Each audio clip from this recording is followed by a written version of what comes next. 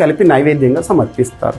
5వ రోజు అట్ల బతుకమ్మ, అట్లు లేదా దోశ నైవేద్యంగా సమర్పించే రోజు. ఇక 6వ రోజు అలిగిన బతుకమ్మ, ఆశ్వేజ పంచమి రోజు. ఈ రోజు ఎటువంటి నైవేద్యం కూడా సమర్పించరు. 7వ రోజు వేపకాయల బతుకమ్మ, బియ్యం పిండిని బాగా వేయించి వేప పండ్లుగా తయారు చేసి నైవేద్యంగా సమర్పిస్తారు. 8వ రోజు వెన్న ముద్దల బతుకమ్మ, నువ్వులు, వెన్న లేదా నెయ్యి మరియు బెల్లం కలిపి నైవేద్యంగా సమర్పిస్తారు.